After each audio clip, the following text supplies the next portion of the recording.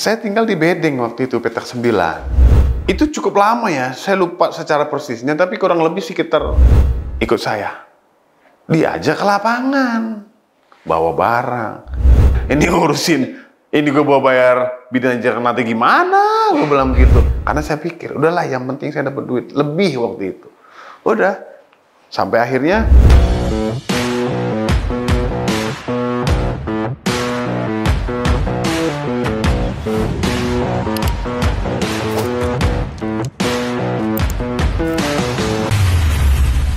Alhamdulillahirrabbilalamin, hari ini BSP di usia 10 tahun. Ini sejarah besar buat saya mendirikan satu bisnis yang background saya sangat sederhana. Saya lahir di kota Cirebon, tepatnya di 40 tahun yang lalu. Di bulan September, saya lahir dari keluarga yang sederhana. Bapak saya perjalanan merantau di Jakarta dari dagang air, narik becak, narik bajai, sampai narik taksi dan kembali lagi narik bajai. Sehingga saya besar di kampung Desa Kalibuntu, Kabupaten Cirebon. Saya hampir setiap hari tinggal bersama dengan nenek saya dan kakek saya.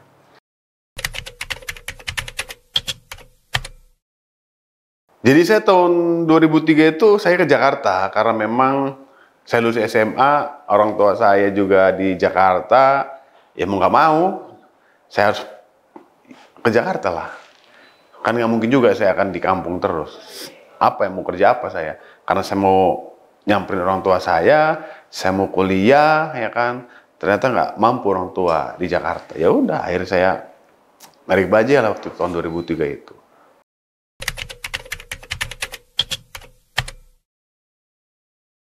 Iya, sebetulnya kenapa saya narik bajai? Karena kan saya tinggal di Bedeng waktu itu, petak 9. Jadi lingkungan di sana itu banyak bajai, termasuk bapak saya juga lagi narik bajai di situ gitu loh. Jadi yang ada di mata saya adalah bagaimana cara saya menghasilkan uang waktu itu. Kan nggak mungkin juga saya kerja, saya butuh proses lagi. Tapi kalau narik bajai, saya punya basic, saya bisa bawa motor Vespa. Sehingga saya minta waktu 1 hari untuk bapak saya ngajarin bagaimana cara narik bajai. Karena Vespa berbeda memang sama bajai, tapi basically sama. Bedanya hanya dia bawa tubuh aja. Kalau Vespa kita sendiri, tapi kalau bajai bawa tubuh. Itu yang membuat akhirnya, ya sudah, saya narik bajai supaya saya ada duitnya. Supaya saya nggak minta sama orang tua, kan begitu.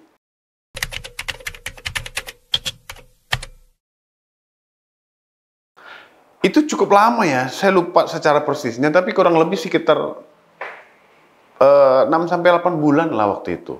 Jadi saya enak, setoran bajai waktu cuma 37.000, saya narik pagi, sore selesai. Kadang kalau saya udah malam istirahat, ya mungkin seminggu saya bisa narik 3 kali, 4 kali. Dan itu lumayan waktu itu. Saya nggak pernah menghasilkan uang dari lulus SMA, tiba-tiba setiap hari saya dapat duit kadang 180.000, saya dapat 200.000. Itu kan gede di tahun 2003 waktu itu. Saya nggak minta uang sama orang tua. Ya udah, saya lanjutin. Saya have fun waktu itu.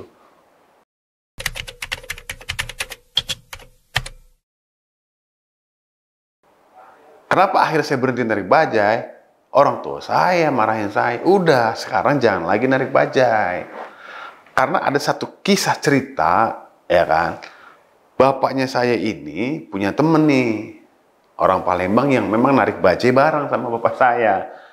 Saya bilang sama bapak saya, loh kok anakmu narik bajai kok dibiarin? Loh kenapa memang? Kamu gak ngeliat saya? Saya ini S1, tapi hari ini saya masih narik bajai. Saya udah punya anak gede-gede. Kenapa? Karena kalau udah tahu duitnya bajai, orang malas kerja, malas nyari-nyari pekerjaan lain. Karena udah kerja seenaknya, narik seenaknya, dapat duit lumayan. Ya karena memang waktu itu lumayan gitu loh. Kerja dapat berapa, waktu dari pagi sampai sore ya kan. Tapi kalau narik bajai, waktu ketemu keluarga banyak di kontrakan. Mau berangkat kapanpun oke. Itulah alasan saya. Akhirnya saya berhenti narik bajai. Udah kamu gak usah narik bajai.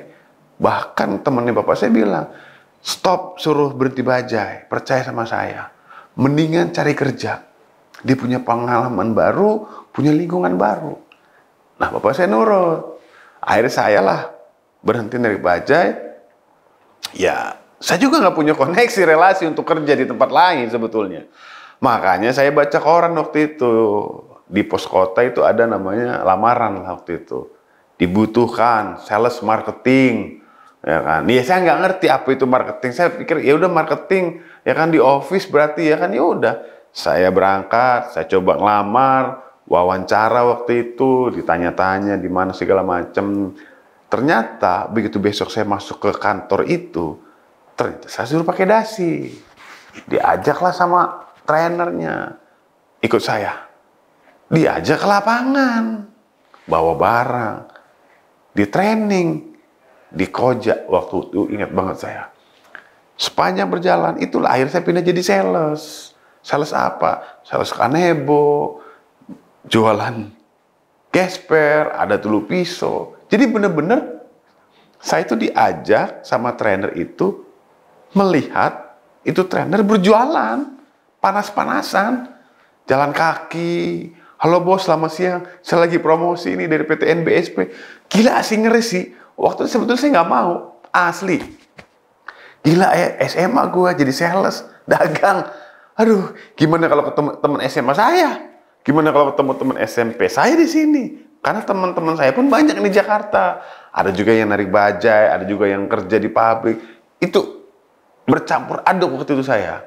Tapi karena memang orang tua saya tidak menyarankan saya untuk narik bajai, harus bekerja, akhirnya saya terima dulu waktu itu. Udahlah, gue coba dulu aja. Akhirnya saya diterima, besok saya ikut lagi, di training lagi, sampai 3 hari, saya sendiri akhirnya. Dia punya target. Jadi setiap pagi itu datang ke kantor, siap, jam 7 itu udah di kantor, kumpul, udah kayak anak TK. Tepuk semangat. Wah, gila, semangat-semangat memang. Membakar api semangat itu luar biasa waktu itu. Karena apa? Karena kita akan menemukan banyak karakter orang kan di lapangan. Ada orang mungkin cuma nawar-nawar doang, nggak jadi beli. Ada mungkin orang cuma ngeledek doang. Makanya dikasih semangat waktu itu di kantor. Setiap mau berangkat, itu pasti dikasih semangat dulu. Udah selesai, berangkat, nyebar. Jadi kita dulu nggak ditur pakai mobil, tapi kita naik mobil umum. Lu mau kemana? Lu mau kemana? Ah, gue mau ke daerah Ciledug deh, Ciputat. Ya udah, gue ikut. Jadi saya nggak hafal dulu daerah Jakarta. Tapi karena saya 2023 itu akhirnya sampai 2006, 3 tahun bayangin, saya betah jadi sales waktu itu. Karena kepepet. Iya mau kerja apa lagi? Saya bilang, udahlah yang penting ada duit. Dan lumayan kan dulu. Dari setoran 10.000 saya bisa jual, terserah saya mau jual berapa. Jadi keuntungannya ya buat saya gitu. Dan disitulah diajarkan juga bagaimana cara membangun tim di sales itu. Itu lumayan lama saya sampai benar-benar perusahaan bangkrut. Orang keluar masuk ya kan. Saya benar-benar orang yang awet. Kenapa? Karena saya berpikir, udahlah ini dapat duit juga ya kan. Saya nggak mikirin. Apalagi bos saya dulu bilang setiap sore bos saya itu selalu datang ke kantor, ngambil dari masuk kantong celana, ngambil duit 100 ribuan. Siapa yang sekarang penjualannya tinggi? Kasih duit, makan bakso. Jadi saya berpikir, bos saya pernah bilang, bos saya bilang begini, boleh kita panas-panasan pakai dasi di lapangan. Beda sama orang-orang di Sudirman sana, yang setiap hari kerja di AC, dingin. Tapi coba lihat, berapa banyak uang dia?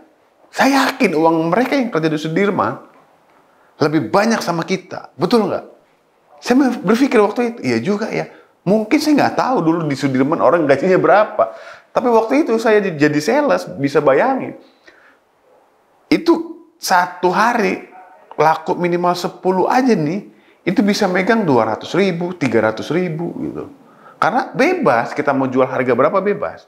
Contoh dulu Kanebo. Kanebo itu setoran cuma 12.500. Dulu memang mereknya Kanebo ada. Kanebo itu yang benernya merek Kanebo gitu loh. Yang asli itu memang harganya lumayan mahal. Waktu itu 35.000, 40.000. Tapi kan orang nggak bisa membedakan. Saya jual 40.000, 30.000. Saya bisa untung itu 300-400 kali lipat. Bahkan ada satu produk yang memang itu untungnya tinggi, itu cukur jenggot. Saya ingat banget dulu. Cukur jenggot itu modalnya cuma 22.500. Store ke kantor 22.500. Zaman dulu produk Cina tuh nggak begitu banyak masuk Indonesia. Tahunya paling Philips, cukur jenggot segala macam. Itu harganya dulu di atas 200.000, 300.000. Dengan adanya produk Cina masuk, setoran 22.500, saya tuh jual cukuran jenggot paling murah 200.000. Bisa dibayangin, laku satu aja, untungnya berapa duit? Itu yang membuat saya, alah bodo amat. Mau kerja di kantoran kayak, mau di mana kayak, saya nggak peduli. Yang penting hari ini, lu punya uang berapa? Nah itu saya jalanin, saya tekunin. Sampai saya membangun tim waktu itu, jadi trainer. Satu perusahaan itu sudah ada contoh lah. Satu, sudah bangun tim, dibukain kantor. Jadi dulu kantornya itu di Rawamangun, karena ada mentor, leader yang udah punya tim banyak, akhirnya dibukain kantor cabang di Kalimalang. Dan saya lah waktu itu salah satu yang masuk ke tim Kalimalang. Disitulah saya lost kontak sama orang tua saya nggak ngabarin. Kenapa? Karena saya pikir setiap sore di akhir bulan orang tua saya ke kantor terus. Minta duit buat kirim ke kampung. Ibu saya waktu itu di kampung. Sakit-sakitan juga ya kan. Saya berpikir saya kerja pengen sekolah. Dimintain mulu sama orang tua. Begitu saya pindah ke Kalimalang. Orang tua saya nggak tahu kan kantor saya yang baru. Di situ saya menghilang. Saya nggak ngabarin sama orang tua. 2 tahun. Ini nggak baik. Tapi teman-teman harus lihat ceritanya. 2 tahun saya gaya saya 2 tahun, sales tutup, saya belanja sendiri di Senen, saya belanja sendiri di Mangga 2, alat pijit modal 5.000 dijual 25.000. Di situ saya sampai punya 3 tim waktu itu. Saya ngontrak, sampai saya bangun bisnis kecil, ya kan. Tapi ya itu, sombong saya waktu itu. Udahlah, udah ada 3 orang yang jualan, saya nggak pernah jualan. Saya males-malesan. Sampai akhirnya saya buka konter juga sama teman saya di Tangerang waktu itu, konter handphone, ya kan, ditipu juga sama teman saya, uang dibawa kabur ke Medan, gak balik-balik, ya kan. Akhirnya saya benar-benar gembel. 2006, 2007 itu saya gembel. Begitu udah lulus, kurang lebih ya setahun lah 2007, benar-benar gembel. Saya mau balik kemana lagi? Saya balik lagi ke Menteng Atas Petak 9. Ketemu orang tua saya. Nyampe ditamparin. Bak, dimarahin. Habis saya. Kamu di Jakarta nggak ngasih kabar. 2 tahun dari 2004 waktu jadi sales di Kalimalang itu udah nggak ngubungin lah. 2 tahun lu nggak ngubung, 2 lebaran nggak pernah pulang kampung, nggak pernah ngasih tahu orang tua. Saya yang dimarahin mulu sama ibumu. Wah, bener-bener saya habis lah waktu itu. Saya tobat, bener-bener tobat setobat-tobatnya, ya kan. Padahal dulu niatnya saya menghilang itu supaya saya ketemu lagi nanti, saya punya uang gitu loh. Tapi ternyata di sini bisa diambil pelajarannya. Niat kita baik, tapi tidak terkomunikasikan sama orang tua kita, sehingga orang tua itu nggak ridho. Mungkin itu yang membuat saya akhirnya, ya usaha pun nggak beres.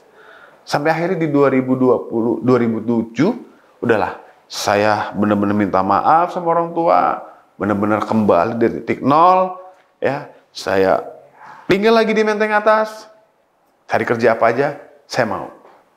Nah, sampai akhirnya saya kerja di perusahaan konsultan. Kerjanya cuma di gudang, bungkusin hadiah waktu itu. Ya dibayar cuma 30.000. Dan itu pun gak setiap hari kita berangkat. Kadang seminggu 2 kali dipanggil. Ya lumayan lah waktu itu. Tapi karena memang saya orang yang mau belajar waktu itu, disuruh apapun saya mau. Entry data, kamu bisa nggak? Bisa. Padahal saya nggak bisa. Ya saya minta teman saya ajarin dulu sebentar. Walaupun nginput 250 berkas, dulu ada kartu garansi Sony Ericsson, itu dari jam 8 pagi sampai jam 8 malam, baru beres. Yang lain jam 2 jam udah beres, 3 jam udah beres. Saya ngentri, email, nama toko, 250 kartu garansi, jam 8 pagi sampai jam 8 malam. Ya karena lumayan, 50.000 saya dapat waktu itu. Itulah saya belajar dari sales langsung pindah ke gudang waktu itu. Terus dari situ udah saya berpikir, ya udahlah, saya berani dah, capek. Bayangin jalan dari Minangkabau di Petak 9, setiap hari saya dulu kerja jalan kaki ke Manggarai sampai nyebrang ke Menteng Tenggulun, tembus-tembus di belakang Tugu Proklamasi. Perusahaan saya kerja dulu di Dewi itu di sebelah rumah sakit THT, namanya IW Sindo Makmur. Sampai hari ini masih ada gedungnya dan perusahaan juga masih berdiri. Jalan kaki saya dulu.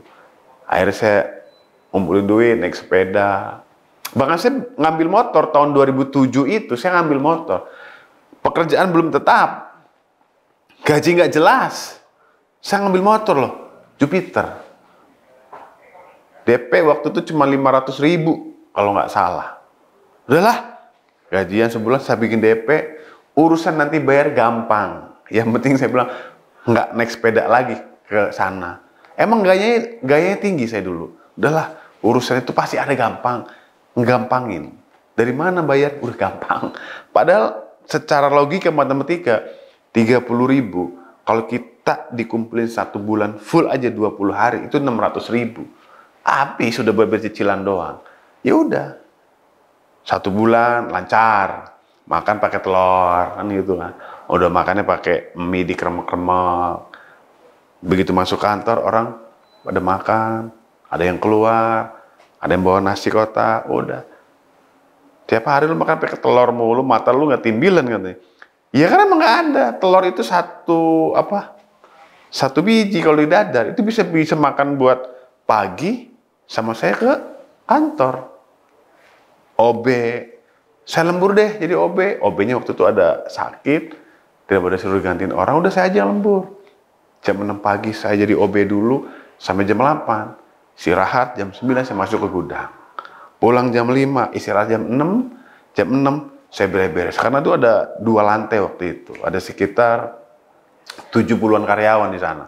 Saya beres-beres, ngumpulin ininya. Ya saya berpikir, yang penting saya cari duit dulu. Yang penting saya dapat duit, terserahlah. Dan saya benar-benar di situ membahagiakan orang tua saya. Udahlah, saya nggak ada duitnya aja. Kirimin ke kampung, Pak, buat ibu di kampung. Ibu saya sakit kan. Pak, kasih duit kampung. Mungkin itulah titik balik saya, ridho orang tua memberikan saya jalan. Bener kata Ustadz kan, ridho orang tua, ya ridho Allah gitu loh. Kalau orang tua udah murka, Allah juga pasti murka kan. Itu memang betul dan itu real terjadi sama saya gitu loh. Setelah saya benar-benar tobat, udah ya setobat-tobatnya lah saya ingat orang tua terus. Alhamdulillah tuh, walaupun ya terkadang susah. Mau bayar motor duitnya nggak ada. Minjem sana dulu, minjem sini dulu. Sampai saya bohongin orang tua karena debt collector ke rumah mulu, kontrakan mulu ya kan.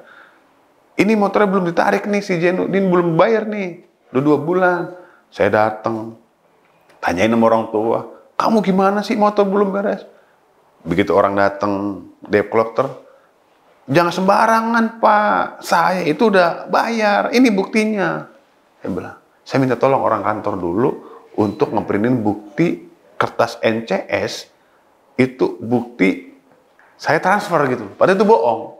Jadi dulu saya udah pinter bohong tuh. Jadi dulu yang kertas NCS itu kayak kertas fax apa ya kan. Itu dibikin tuh. Saya udah bayar Pak, ini buktinya, saya bilang gitu. Tapi di kantor belum masuk. Yang penting orang pulang dulu dah nggak narik motor saya.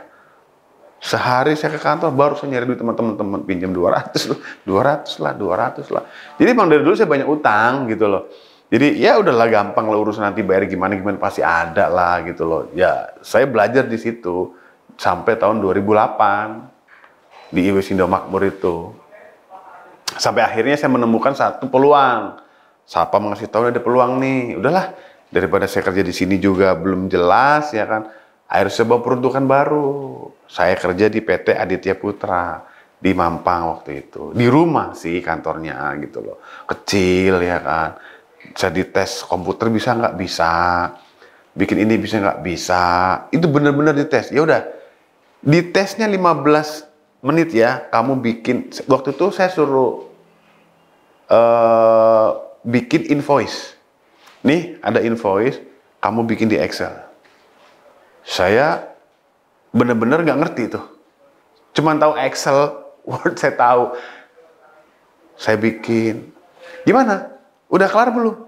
Oh belum Pak, bentar lagi. Udah lewat 15 menit, hampir 20 menit mungkin. Gimana? Udah kelar belum? Belum. Saya kadang ketawa waktu itu. Bikin Excel, invoice, sampai 20 menit lebih. Padahal cuman 5 orang tenaga kerja asing, dari mulai RPTK-nya sebagainya, itu dibikin satu invoice gitu loh. Satu Excel doang, supaya di-print jadi satu nomor invoice. Tahu nggak? Itu penjumlahan angka nominal price list-nya, misalkan RPTK 1.500.000, IMTA 1 juta, itu sampai ke bawah, tahu nggak? Saya ngitung pakai kalkulator. Saking goblok, saya nggak ngerti komputer, ya kan? Saya hitung pakai bener-bener pakai kalkulator. Di satu tambahin di handphone pakai kalkulator. Setelah saya udah pinter, bego gue dulu ya. Padahal tinggal tarik doang, seret, klik, beres. Ya emang goblok dah, tapi saya sok pinter waktu itu. Iya kan, biarin aja dah, bisa Bu. Sampai akhirnya diterima saya. Udahlah saya terima, saya jadi orang kantor. Kerjaan saya dulu bikinin sponsor. Bikin permohonan kepada yang terhormat, kepala kantor imigrasi. Wah dengan ini bermaksud, saya tiap hari bikin begitu. Ada orang lain, staf lain, bro besok bikin ini besok mau masukin. Saya siapin tuh, gaya ya kan. Di situ ajang, wih gila, ini kerja nih enak nih baru bener nih. Di AC, ya kan di kantor bos, megang ini gitu loh. Nah itu mulai itu saya belajar. Dan itulah saya mulai kebuka mindset saya.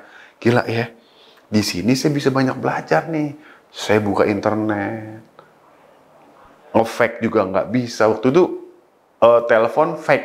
Dulu tuh pengiriman tuh kebanyakan pakai fax. Saya nggak ngerti.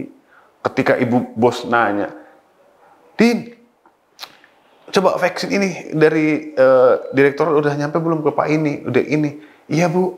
Bisa kan? Bisa Bu. Padahal saya nggak ngerti tuh, nggak bisa tuh. Emang bisa aja dulu saya. Di depannya telepon tuh, saya diem aja berdiri.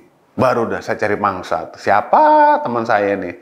R, ini kenapa ya R? Gue ingat banget tuh. Kenapa? Gue mau nge-fake nih. Dari tadi nggak bisa kayak ada nyangkut kali ya R. Nah, si R nih lah tuh. Di situ saya belajar. Oh, gitu cara nge-fake ya. Oh, gitu. Akhirnya ngerti. Enggak, tadi saya mungkin nggak bisa. Lalu bisa nggak sih? Bisa gue, cuman tadi nggak tahu. Padahal gue gengsi, gue ngomong nggak bisa. Bikin email. Di situ saya belajar.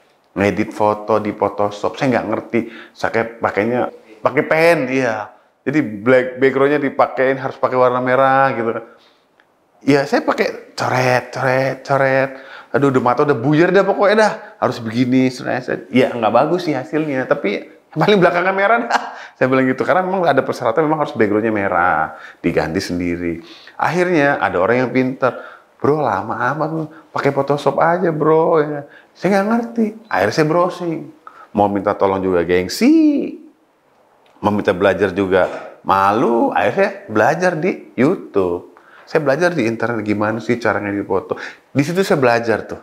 Dari tahun 2008 tuh saya belajar bagaimana saya mengoperasional komputer, email dan sebagainya. Bener-bener filing. Dan 2012 saya mau keluar, kan nggak boleh tuh sama istri saya waktu itu. Ya sudah, saya belajar memanfaatkan apa yang ada di kantor. Finance, saya nggak ngerti. Waktu itu saya minta orang finance, si Ernie itu, untuk input saya. Udah, lu main Facebook aja. Sini, lu ajarin gue yang entry deh. Bikin invoice kayak gimana. ngatur pajak gimana, bikin daily report kayak gimana. Itu saya belajar. Saya punya visi misi, saya pengen belajar. Karena saya pengen buka perusahaan seperti ini supaya saya nanti nggak dibodoh-bodohi sama karyawan saya. Saya belajar tuh. Belajar. Sampai akhirnya dapat restu dari istri, dari mertua saya. 2015 saya keluar dari kantor. Perjuangannya panjang sebetulnya. Di tahun 2009 saya nikah sampai tahun 2015 itu perjuangannya sangat panjang. Karena ya itu tadi, saya nggak ngerti apa-apa, ijazah saya juga hilang, warungnya nggak ada, tapi saya punya visi misi bahwa saya harus jadi orang sukses. Gimana? Siapa yang mau nerima saya kerja waktu itu? Ya harus jadi pengusaha. Itulah loncatan terakhir saya waktu itu. Saya benar-benar fokus belajar di tahun 2008 sampai tahun 2015. Ya susah dah kalau mau dijelasin mah. Istri saya pernah diusir juga dari kontrakan. Anak saya baru lahir, masih merah, gara-gara kontrakan belum bayar. Gue berbayar ke bidan 5 hari 5 malam nggak balik.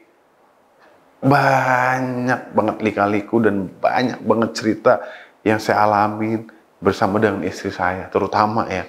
Kalau saya sendiri susah, saya biasa aja sebetulnya, udah biasa gitu loh. Tapi saya bawa anak orang, saya nikah sama saya, benar-benar susahnya itu ampun. Dan itulah membuat saya semangat. Pulang kerja jam 5, saya nyambi, ngambil berkas. Bro, tolong ambil berkas di sini ya. Iya. Gue keluar ke Kebayoran namanya, pulangnya baru jam 10 malam.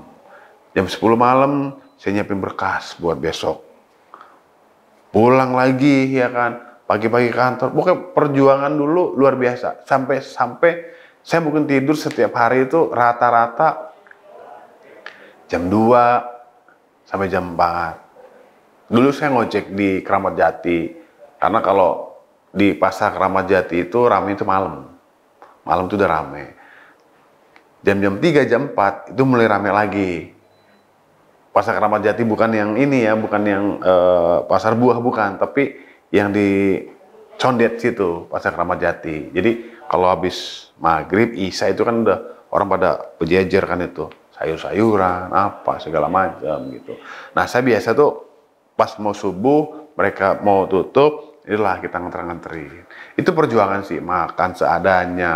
Makan juga pakai makaroni, ya pokoknya luar biasa lah. Sampai akhirnya 2015 saya bangun kantor.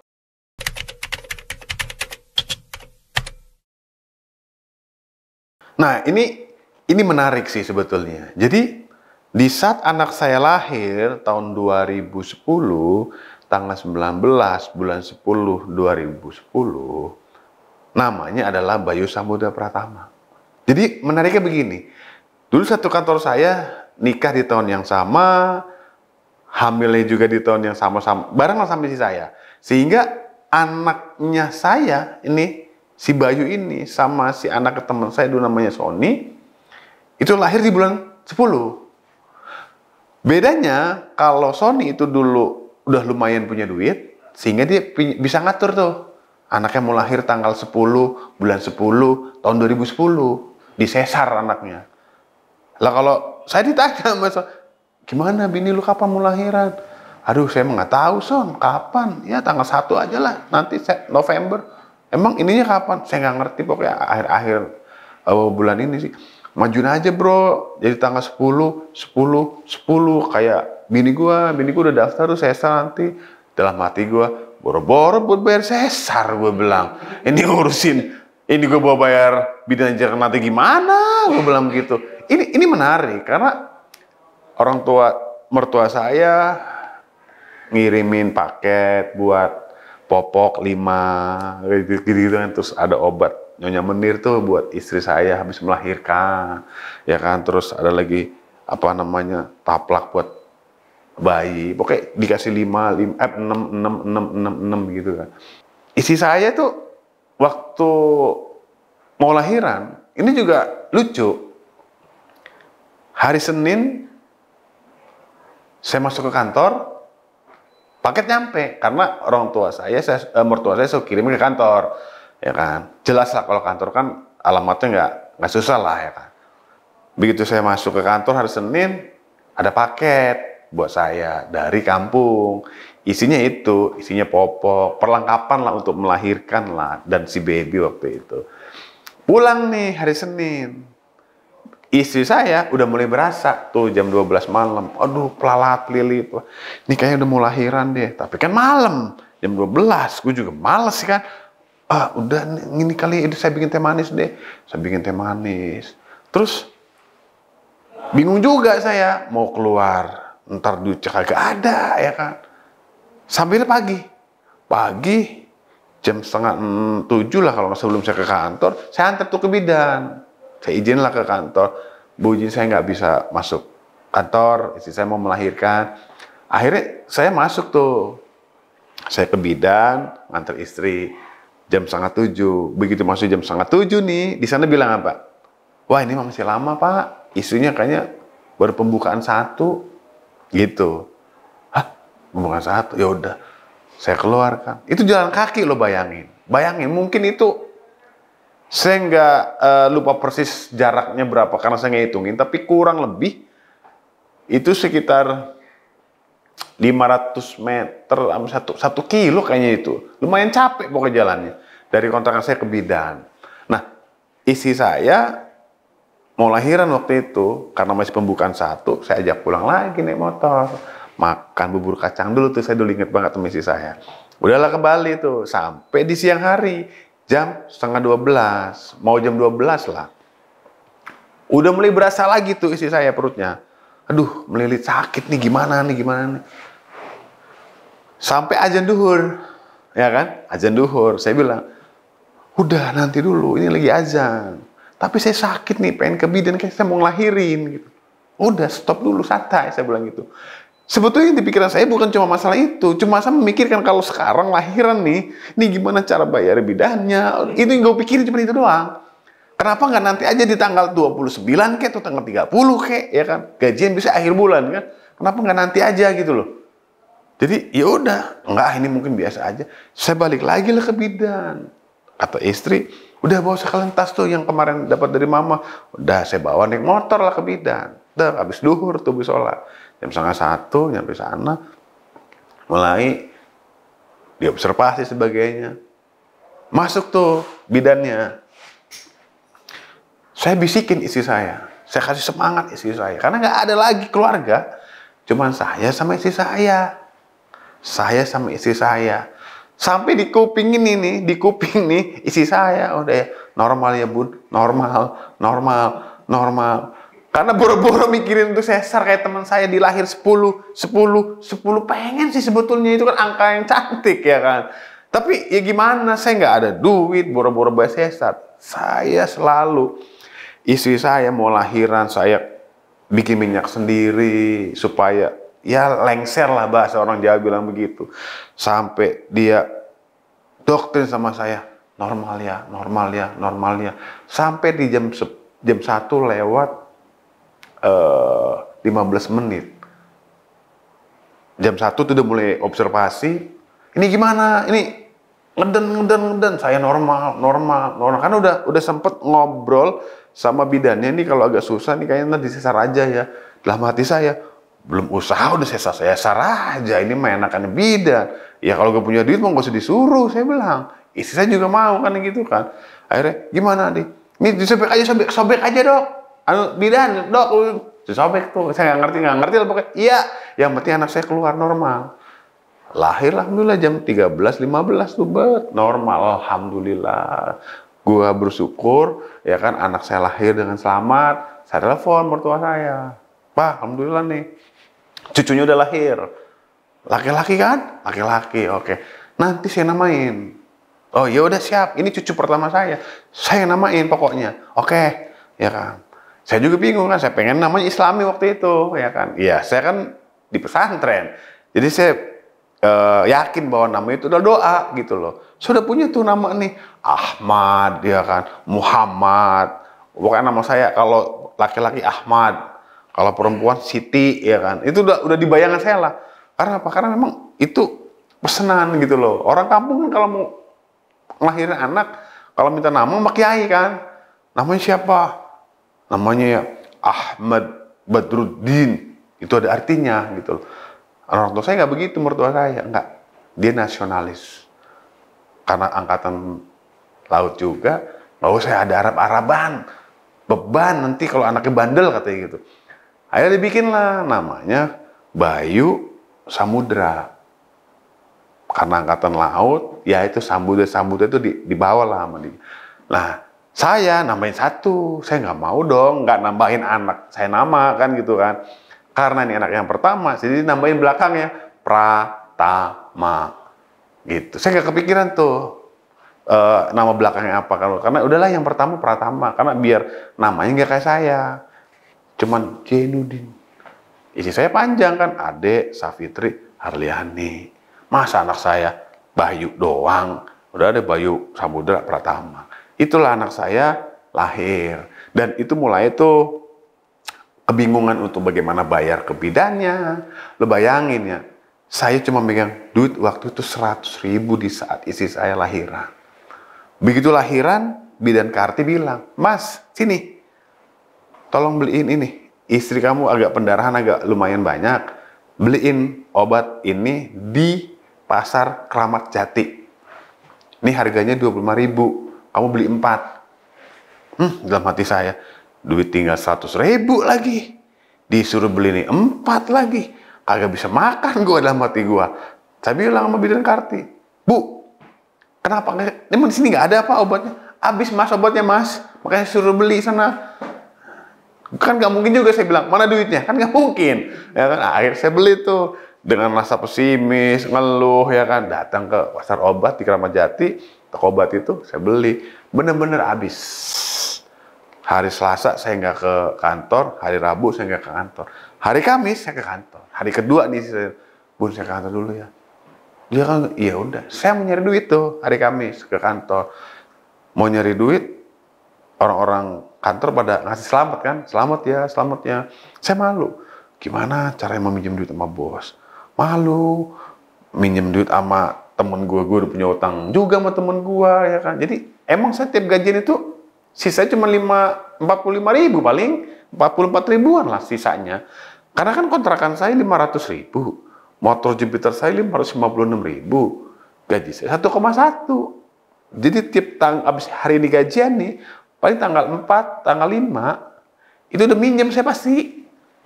Makanya di doa di jalan jangan sampai ban bocor, jangan sampai bensin habis, karena gue nggak pernah kerja bawa duit waktu itu.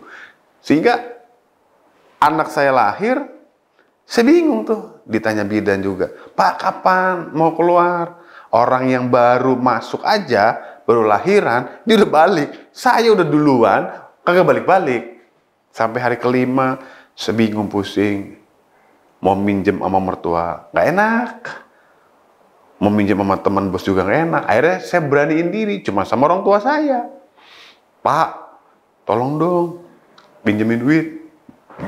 Saya mau bayar bidan nih, belum bisa, nggak ada duitnya. Ngomongnya apa? Boro-boro minjemin kamu duit, kan kamu tahu sendiri bapak juga. Aduh, ini saya bilang nih, mau minjem duit kayak ini malah diomongin nih ya kan. Akhirnya saya bilang, udahlah pak, motor digadein dulu kayak apa kayak. Kalau nggak minjem ke uak deh. Nah, alhamdulillah uak saya tuh baik banget tuh. Pinjemin 1,2, datanglah ke Jakarta. Uak saya yang anterin duit ke Jakarta hari kelima tuh. Ya kan, begitu udah hari kelima, udah bayar, saya ngobrol sama bidan, berapa bu saya mau keluar besok, harusnya 1,2 juta, karena kebetulan bidan itu adalah suaminya, ternyata kenal sama bos saya yang laki-laki, saya SKSD, akhirnya dapat diskon tuh jadi 900.000, saya bayar keluar dari bidan 900.000, saya dikontrakan 4 hari lah sampai puput sama uak saya. Nah uak saya udah pulang lagi ke kampung, saya berdua aja. Ibu saya nggak berani ke Jakarta karena dia sakit-sakitan dan dia ada something lah yang nggak bisa ke sini. Mertua juga sama, yang laki-laki dinas, izinnya tuh nggak langsung cepet. Jadi ya udah, setelah hari puput anak saya yang ini, bayangin anak saya nggak pernah bisa mandiin. Lah gimana mau mandiin? Takut saya, takut kemasukan air, aku kepingin airnya. Ya udah, isi saya kan harus tiduran mulu kan habis lahiran kan. Udah saya lapin aja pakai waslap tuh tiap hari, pagi, sore, ya kan, sampai istri kadang ketawa, ya kan, saya cuci popok sendiri. Itu bukan cuci popok, apa? Iya, sempak itu, kain popok gitu kan. Ya boro-boro saya beli Pampers ya kan. Buat makan aja susah ya kan, udah beli dulu apa namanya tuh makanan bubur bayi gitu yang rencengan ya kan. Tapi dilalanya anak saya makannya banyak, ya kan. Uangnya pas-pasan, bahkan dibilang nggak ada sebetulnya, utang saya di sana, utang saya di sini, ya kan. Ya tapi anak saya makannya banyak dan saya yakin, wah di situ saya berpikir saya harus usaha nih yang lain nih. Mbak saya nyambi lah gitu loh. Nggak mungkin saya kerja pagi ini gaji segini, ya udah akhirnya nyambi tuh apa aja dah. Ada temen yang nyuruh saya, iya saya ke imigrasi, temen nyuruh, bro bisa nggak ngurus ini, bisa sini, pokoknya semua orang nyuruh saya, sampai saya bilang semuanya bisa. Lo bayangin apa aja saya bisa, pokoknya padahal saya belum tahu tuh. Bisa nggak ngurusin SKLD, bisa sini, biasa lo berapa, udah serah lo biasa ngasih berapa, udah gampang saya nyari, taunya nanti yang penting dapat kerjaan dulu, dapat duit dulu, gue kerjain. Sampailah itu mulai pelan-pelan tuh. Mulai rezeki lumayan. Pagi saya kadang ojek, selesai 2010, 2011, 2012 mulai tuh. Saya udah mulai agak pinter ke kantor, banyak belajar lah ya, dan mulai membangun perusahaan. Dari mulai saya masuk, bagaimana dan sebagainya. Saya belajar tuh, bener-bener saya belajar dari bawah, dari lapangan. Pekerjaan saya ngerjain, jadi saya nganterin, nagih invoice saya yang bikin, oke semuanya saya yang lakuin. Karena saya pikir, udahlah yang penting saya dapat duit lebih waktu itu. Udah, sampai akhirnya saya bikin perusahaan. Ya apalagi namanya? Ya namanya anak saya. Makanya Bayu Sambuddha Pratama itu adalah nama anak saya.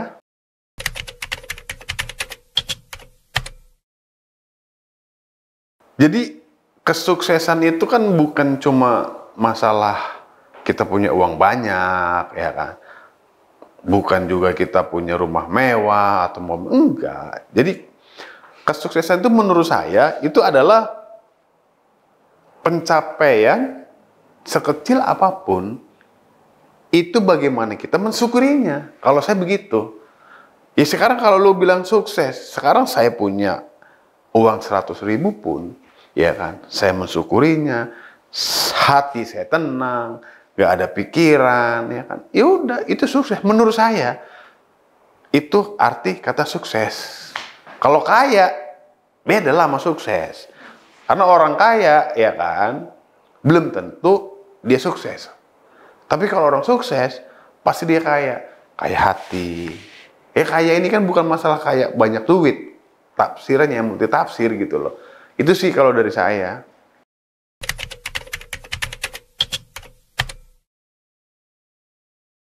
Jadi gini sih sebetulnya. Jadi ini kan buat teman-teman nih kadang berpikir, aduh gue pengen jadi pengusaha nih, gue pengen ini nih, pengen itu nih, pengen. Banyakan kepengenannya. Banyakan kepengenannya, banyakan plannya. Tapi nggak pernah mau action. Saya pernah dulu ikut seminar. Bayar lumayan mahal. Syarat orang mau sukses itu harus pakai 9A. Banyak banget katanya. Iya, memang harus banyak. 9A itu adalah syarat lu mau sukses. A yang pertama apa itu? A yang pertama adalah action. Oke. Yang kedua, A apa lagi yang kedua? Action. Yang ketiga apa lagi? Action. Sampai ke 9 itu adalah action. Makanya 9A. Karena apa? Karena banyak orang kepengenan, banyak orang pengen plan A, B, C, D, E, tapi satu pun nggak ada yang dieksekusi. Percuma. Ya kan? Gue pengen besok pagi, hari pagi, ngomong doang. Besok paginya, aduh males itulah. Ya itu memang begitu. Jadi yang pertama itu, yaudah action, gak usah banyak ngomong dah, jalan aja dulu. Makanya sama kan tadi cerita saya. Disuruh begini begitu, saya nggak tahu, saya nggak ngerti. Tapi yang di otak saya adalah, udah lakuin aja dulu. Urusan nanti bagaimana gimana, tinggal nanya. Kalau saya begitu, gaya aja dulu, bisa aja dulu gitu. Makanya jangan pernah buat teman-teman yang mau mulai bisnis, yang lagi belajar, yang mau bekerja, janganlah pernah bilang nggak bisa gitu loh. Bro, bisa nggak bikin ini? Siapa? Bisa Pak. Saya usahain ya Pak. Beda kalau, aduh Pak, saya nggak tahu Pak. Nggak ngerti Pak. Walaupun nggak tahu, nggak ngerti, kenapa sih nggak bilang, siapa? Bisa Pak, saya usahain dulu Pak. Nanti kalau ada apa-apa, saya boleh tanya ya Pak. Kan lebih enak begitu. Sekarang apalagi udah modern, sudah ada internet, googling, gitu loh. Banyak orang nggak sekolah pun bisa sukses kan sekarang. Ya karena pendidikan, latar belakang kita, itu nggak bisa menentukan, bos. Kita itu seperti apa, gitu loh. Jangan pernah ngeluh lah sama diri sendiri, nyalahin orang tua, ya kan. Wah, kenapa nih orang tua saya? Coba kalau lahir saya dari rahimnya orang kaya, saya pasti kaya. Belum tentu juga, saya bilang gitu. Kenapa? Makanya jangan pernah menyalahkan. Kalau orang tua saya seperti itu, ya udah tinggal kita sekarang. Bagaimana cara kita untuk jadi berhasil gitu.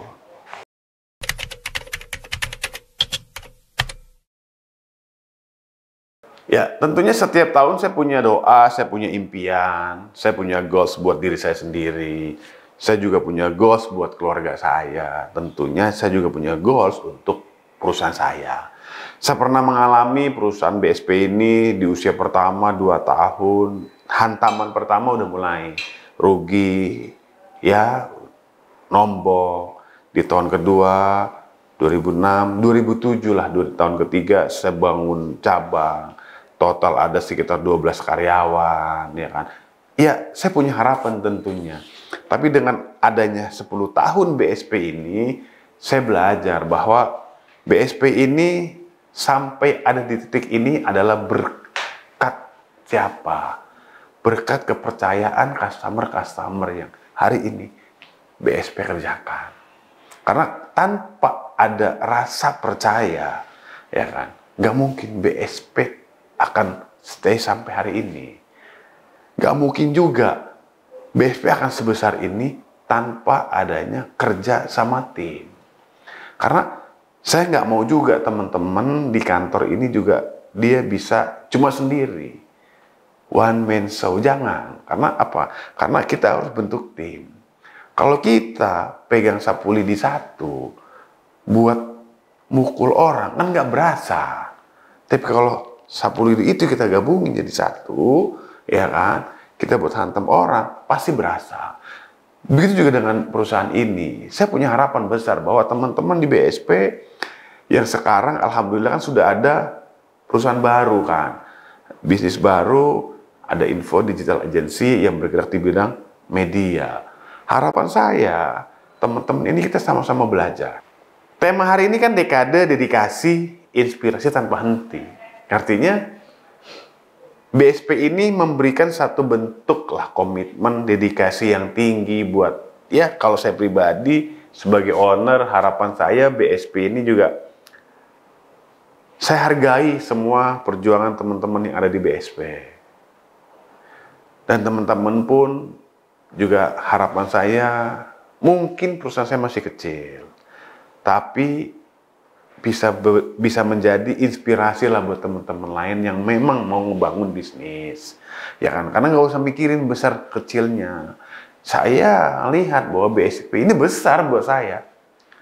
Walaupun orang melihat baru cuman, menurut saya BSP ini besar. Kenapa? Saya alhamdulillah hari ini ya kan memberikan wadah ruang orang-orang yang ada di BSP ini untuk belajar, untuk bisa bersama membesarkan BSP. Harapan saya, semoga BSP ini di tahun ini bisa memberikan pelayanan terbaik tentunya buat customer dan bisa menciptakan ekosistem bisnis yang baru. Dengan lahirnya ada info ini, ada satu ekosistem bisnis baru yang kita bentuk tentunya akan banyak holding BSP di bawah-bawah nanti. Karena saya punya visi, misi di setahun ke depan, ya, BSP ini juga punya holding baru, punya perusahaan baru yang memang bergerak di bidang yang lain. Sukses itu kan bisa kita pelajari sebetulnya. Tergantung bagaimana kita mau atau tidak. Karena kemauan, ya, itu mendahului keinginan. Kalau kita mau sukses, ya pasti kita juga bisa melakukan itu. Jadi apapun kita hari ini, buat teman-teman yang masih mau berjuang, buat teman-teman yang masih merintis, gak usah takut. Badai, rintangan, tantangan pasti ada. Tapi kita harus yakin dan percaya bahwa ke depan kita bisa melewati itu semua. Jangan berhenti di sini. Kalau capek, kalau lelah, istirahat. Tapi jangan berhenti. Terus melangkah. Karena pasti kesuksesan ada di depan Anda. Terus menginspirasi, jadi yang terbaik buat diri kita, jadilah bermanfaat buat orang banyak, dan kita juga bisa memberikan dampak yang positif buat masyarakat. Saya Bang Jen, pamit undur diri, ada inspirasi di setiap ceritanya.